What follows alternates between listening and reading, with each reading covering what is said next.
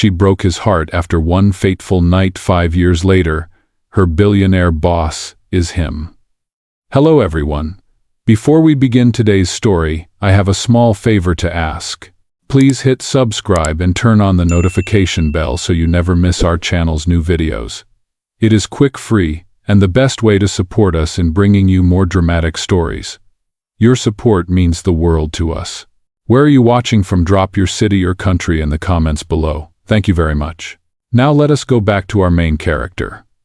It was a Thursday night in downtown Chicago. The rain had just started to fall, turning the neon lights into rivers of color across the street. Inside a small, dimly lit bar, Lila Carter sat at a corner table, her jacket draped over the chair beside her. Her friends had promised to stay for one drink, but as midnight crept closer one by one, they left each with an apologetic smile and a quick hug. Lila stayed behind, staring at the melting ice in her glass. The bartender offered her another drink, but she only shook her head.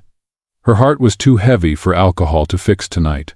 Just a few hours ago, she had walked in on her boyfriend. No, her ex, laughing in another woman's arms. And when she called her parents hoping for comfort, they only said, "We told you art would not keep you secure, Lila." She lowered her gaze, feeling the weight of every failure. Her sketchbook sat unopened beside her, a reminder of the dream she was too scared to chase. Across the room, Ethan Hayes, a young architect covered in the dust of a 12-hour shift, sat with a few coworkers. He was tired, nursing his third beer when he noticed her. There was something about the way she sat, still but fragile, like someone holding herself together with invisible thread. Then the moment that changed everything came. A man in a leather jacket swaggered toward her table, his voice loud and slurred.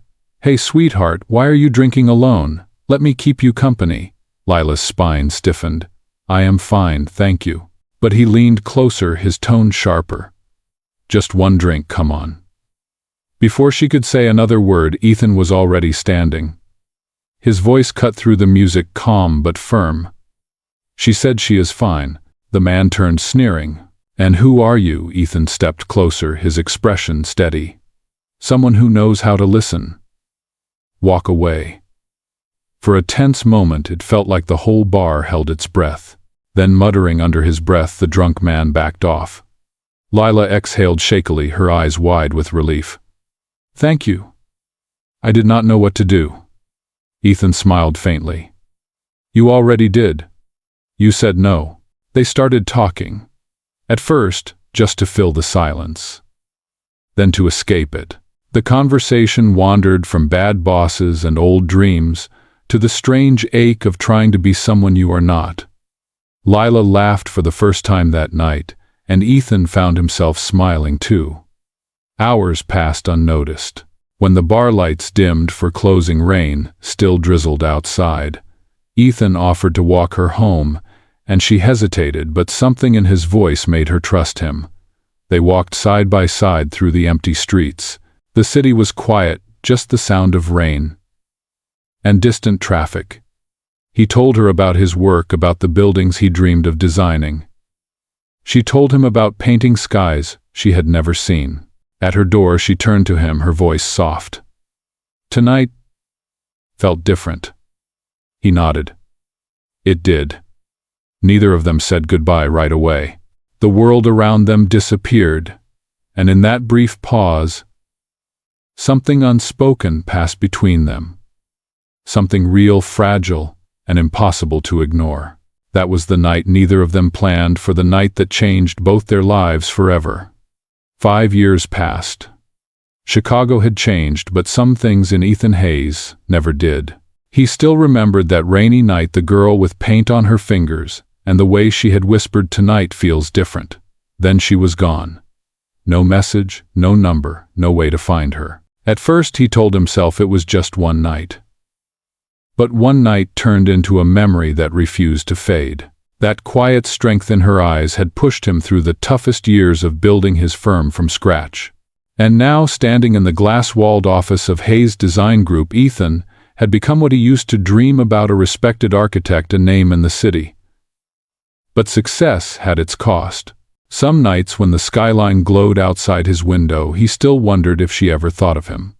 Across the city, Lila Carter was living a quieter life. Her art career had never taken off the way she hoped. Rent was expensive, commissions were rare, and her savings were running out. When a friend sent her a job posting for an architectural design company looking for a creative assistant, she hesitated. It was not her dream, but it was a chance to breathe again. She applied. She was accepted. And she had no idea that the company's name, Hayes Design Group, was about to rewrite her life. The morning of her first day, Lila stood in the elevator, clutching her sketchbook. The mirrored doors reflected a version of her that looked braver than she felt. When she stepped into the office, the world of polished marble floors and modern glass swallowed her whole. Everyone moved with purpose, confident, busy. She followed the assistant who was giving her a quick tour, trying to remember names and departments. And finally the assistant said, stopping before a tall glass door, "This is Mr. Hayes's office. You will probably not see him much. He travels a lot." The door opened. Ethan looked up from a table covered in blueprints. The years had changed him, sharper suit, steadier eyes, but Lila knew that face before her brain could catch up. Her breath caught. He froze too. For a heartbeat, time folded in on itself. The hum of the city outside seemed to vanish. The assistant smiled politely. "Mr. Hayes, this is our new creative assistant, Miss Carter." Lila's voice barely worked. "Hello, sir." Ethan's tone was calm, almost unreadable. "Welcome to the team." The assistant left. The silence stayed. When the door clicked shut, Ethan studied her. "Miss Carter," he repeated slowly, as if testing the sound of her name. "Have we met before?" Her heart pounded. I do not think so." He nodded once, his expression giving nothing away. "Then let us begin." For the rest of the meeting, she tried to focus on the project he was explaining, but her thoughts were a storm. He was the same man, the same quiet voice, the same eyes that once saw her at her lowest. But now he was her boss. When the meeting ended, Lila left the office quickly, her fingers trembling as she closed her sketchbook. She had imagined meeting him again 100 times, but never like this. Back inside, Ethan stood by the window, watching the rain starting to fall again over the city. His hand brushed against the drawer of his desk, where a small silver earring had rested for years. He picked it up, turning it in his fingers, the metal catching the light. He whispered to the empty room, 5 years. And you walk back into my life, like nothing ever happened. Outside, thunder rolled softly over Chicago, as if the city itself remembered that one fateful night. Days turned into weeks, and Lila Carter tried to convince herself that she could handle it, working under the same man whose memory still haunted her every quiet night. Every time she heard his voice down the hall, her pulse quickened. Every time she saw his reflection in the glass walls of the office, she remembered the warmth of that one night. Ethan Hayes, on the other hand, acted as if nothing had ever happened. His tone was always professional, his meetings precise, his instructions clear. But behind his calm exterior, every look, every word from her, stirred something he had tried to bury for years. He had spent 5 years wondering why she had left. Now she was back, pretending she did not know him. And that somehow hurt even more. One evening the office was almost empty. Most of the team had gone home, but the lights were still on in the conference room. Lila was finishing up sketches for a community housing project, one that Ethan had personally designed. She was focused, unaware that he had been watching her from the doorway. "You work late?" His voice broke the silence. She turned, startled. "Mr. Hayes, I was just—" He walked in, his hands in his pockets. "It is all right. I do not mind employees who care too much about their work." She forced a small smile. "This project means a lot to me. I grew up near this neighborhood. I know what it feels like to want a place that feels like home." Ethan studied her quietly. There was sincerity in her voice, raw and real. "You always had that passion," he said softly, almost to himself. Her heart skipped. "What do you mean?" He hesitated, eyes narrowing slightly. "You remind me of someone I used to know." Lila looked down at her sketchbook. Her fingers trembled as she closed it. Maybe she left for a reason. Ethan took a step closer. And what reason would make someone disappear after one night? She froze. The air between them thickened. Her voice barely came out. Sometimes life does not let you stay where your heart wants to. He nodded slowly, his jaw tightening. Or maybe some people just run before they get hurt. Neither spoke after that. The rain outside tapped against the glass, steady, rhythmic, familiar. Ethan turned to leave but stopped at the door. The designs are beautiful, Lila. They remind me of something honest. Then he left. That night she sat alone at her desk long after everyone had gone. Her eyes burned, and before she knew it, tears had fallen onto the page. She whispered to herself, "He remembers. He just does not want to say it." The next morning, Ethan arrived early. The city was still gray from the rain. He opened the top drawer of his desk and took out the silver earring that had sat there for 5 years. He held it for a moment, then placed it in his pocket.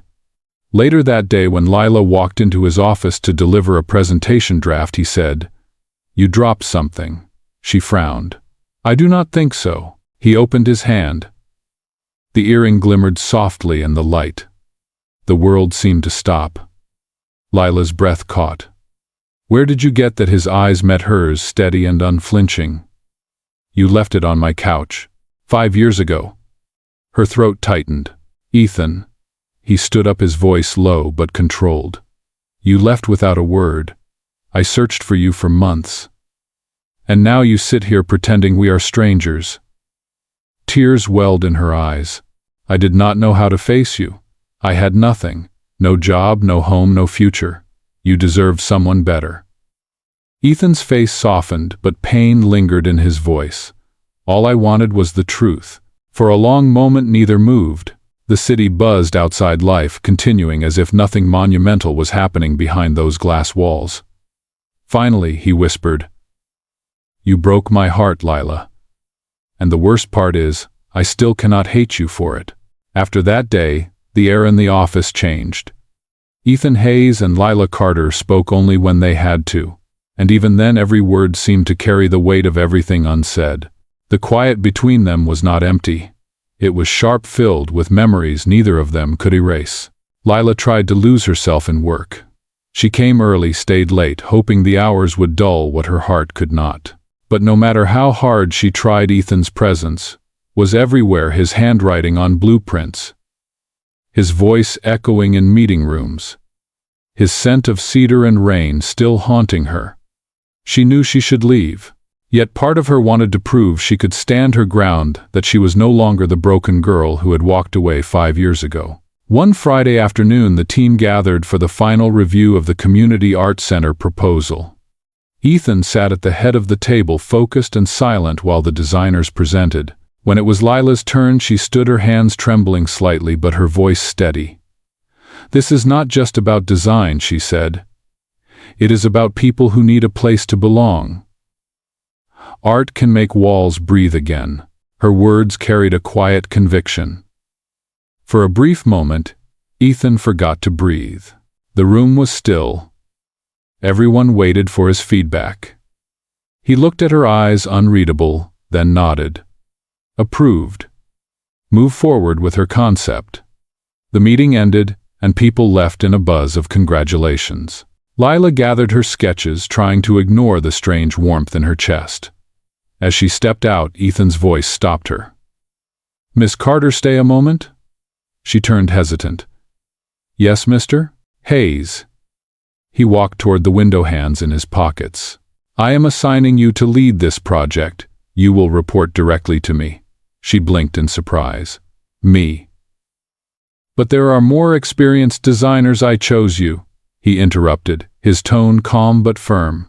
"Because this place deserves someone who understands what it means to start over." Their eyes met. For the first time since the reveal, his gaze softened. "You do understand that, do you not?" She swallowed hard. "Yes, maybe more than anyone." He nodded. "Good. We begin Monday." That weekend, Lila could not stop thinking about his words. Start over. They echoed through her mind like a melody she once knew. On Monday morning, they met at the construction site, a neglected building that would soon become the Hayes Community Art Center. The sky was pale blue, the air cold with the smell of dust and fresh beginnings. Ethan stood beside her, looking at the cracked walls and broken windows. "I grew up near here," he said quietly. "My father used to bring me to see this place. It was beautiful once." Lila glanced at him. "Maybe it can be beautiful again." He smiled faintly. "That is the idea." As the weeks went by, they worked side by side. The tension between them softened, replaced by something gentler: trust. She would catch him watching her while she sketched. He would find himself waiting for her opinion before approving any detail. But even as they rebuilt the building, the past lingered between them like unfinished art. One evening, as the sun dipped low, Lila stood on the scaffolding, brushing dust from her hands. Ethan handed her a bottle of water. Their fingers touched, and time seemed to stop again. "You still paint?" he asked quietly. She nodded. "At night, when I cannot sleep." "What do you paint? Moments I wish I could go back to," she said softly. Like the night it rained in Chicago, Ethan's voice was barely a whisper. "I remember that night every time it rains." Neither spoke after that. They stood there side by side, watching the sunset paint the city in gold and crimson. The silence between them was no longer sharp. It was fragile, hopeful. For the first time in years, Lila felt peace instead of guilt. She looked at him and thought maybe some stories were not meant to end. They were just waiting to be rewritten. The weeks that followed were filled with long days and quiet nights. Ethan Hayes and Lila Carter worked side by side, turning old bricks and broken windows into something alive again. The building began to change, and so did they. Sometimes when Ethan walked past her desk, their eyes would meet just long enough for both to look away. Other times she would catch him smiling at something she said during meetings, the smallest signs that the distance between them was fading. But just when it started to feel safe, the past found a way back. One morning, Lila arrived early to drop off new sketches. Ethan was already in his office, speaking with a woman dressed in a sleek black suit. Her voice was soft, confident, familiar in a way that made Lila's heart twist. "This is Miss Hart," Ethan said when Lila walked in. "She is the investor for our expansion project."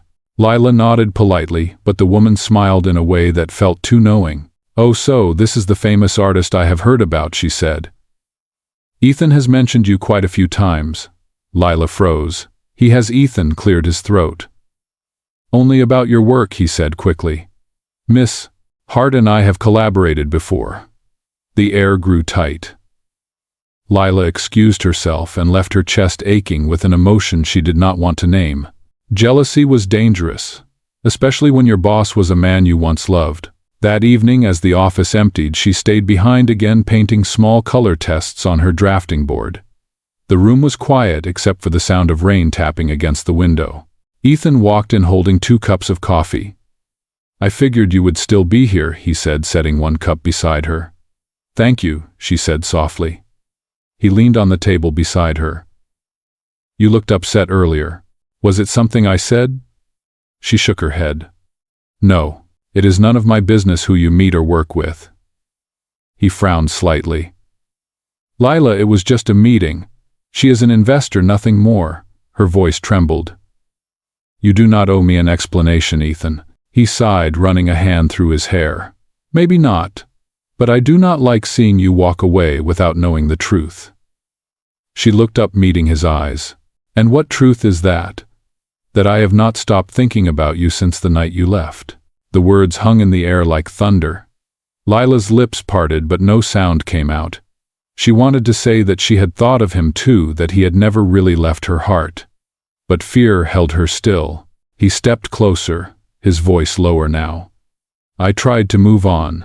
I tried to forget. But then you walked into my office, and every wall I built fell apart."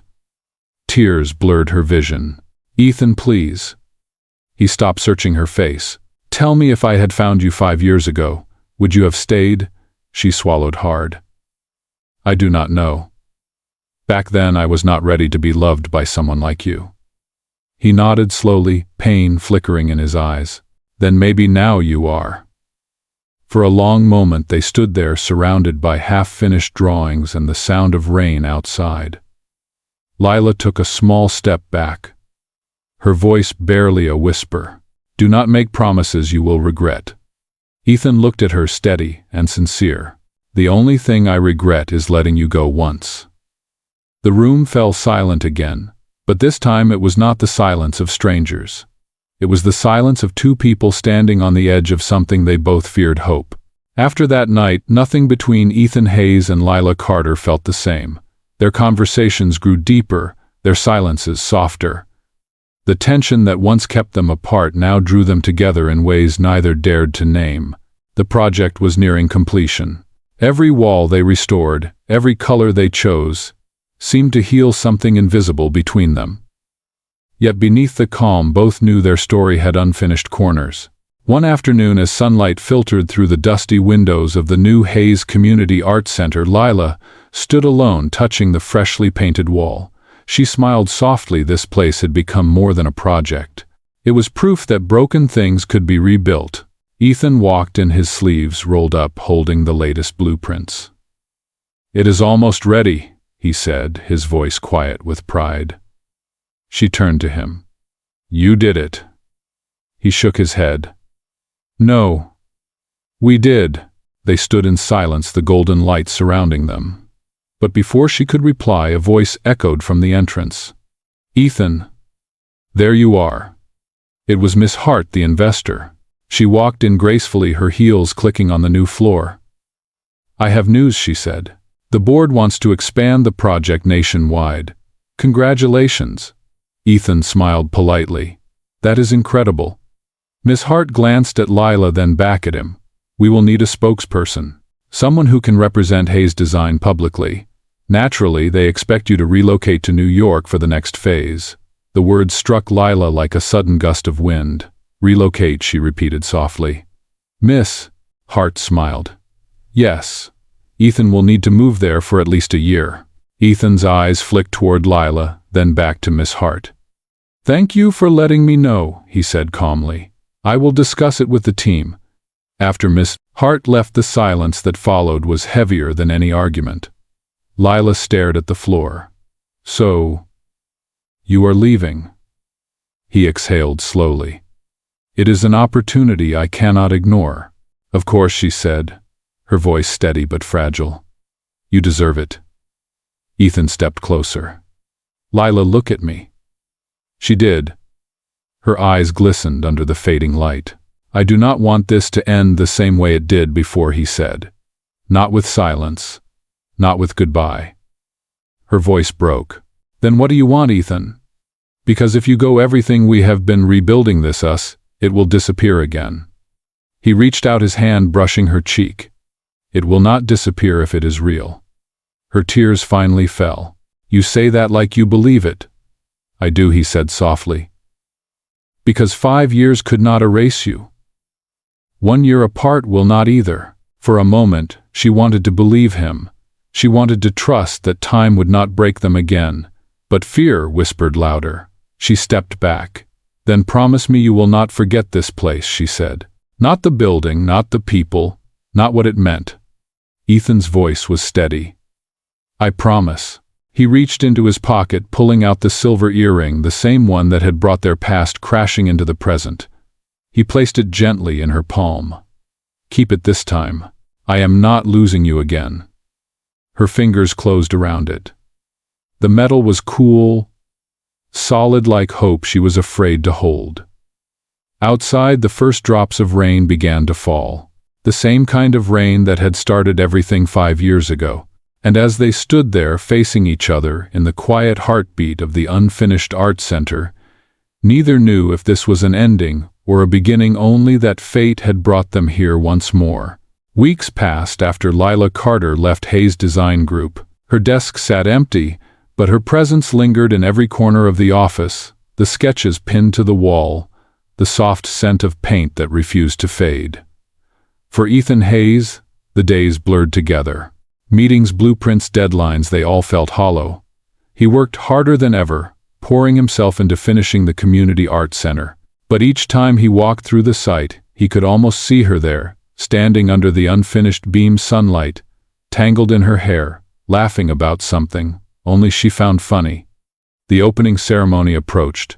It was supposed to be a celebration, but to him it felt like closure. Still, he made sure everything was perfect, the lighting, the layout, the art pieces she had helped design. He wanted her vision to live even if she was gone. On the morning of the event, the sky was clear, the kind of blue that only came after weeks of rain. Guests filled the hall, cameras flashing, voices echoing. Ethan stood by the podium, his suit crisp, his expression unreadable. When his assistant handed him the microphone, he took a deep breath. This center, he began, is not just a building. It is a promise. A promise that creativity can heal, that art can rebuild what life has broken. And this promise would not exist without one person, someone who taught me that beauty often comes from pain. The crowd fell silent. Ethan paused, scanning the faces before him, but she was not there. He continued anyway. To the artist whose heart shaped these walls, thank you. Applause filled the room, but it sounded distant. He stepped down from the stage, shaking hands, smiling out of habit. Then out of the corner of his eye, he saw a familiar figure standing near the entrance. Lila. She wore a simple white dress, her hair tied back, holding a small portfolio to her chest. For a second, he thought he was imagining her. But then she smiled, a quiet, real smile, and the noise around him disappeared. He walked toward her, slowly, afraid that if he blinked she would vanish again. You came, he said, his voice barely audible. I almost did not, she admitted. But this place, it belongs to both of us. He nodded, emotion tightening his throat. You helped make it what it is. She looked around, eyes shining. No, you did. You built what I only dreamed of. For a long moment they stood together, surrounded by the hum of life, by people admiring the space that had once been just an idea. Then Lila reached into her bag and took out something small, a single silver earring. I believe this belongs to you, she said softly. Ethan smiled faintly, taking it from her hand. Actually, I think it belongs to us. He slipped the earring into his pocket beside its twin. Do you know what I kept telling myself these past months? She shook her head. That love is not about possession. It is about presence. And somehow, even when you were gone, you were always here. Her eyes glistened. I was scared, Ethan. Scared that if I stayed, I would lose myself again. He took her hands gently. Maybe now you have found yourself. And maybe that is what brings you back. For the first time, she did not pull away. The applause in the background faded, replaced by the quiet beat of two hearts finding rhythm again. As the sun streamed through the glass ceiling, painting the floor in gold, Ethan whispered, "Welcome home, Lila." And for the first time she believed it.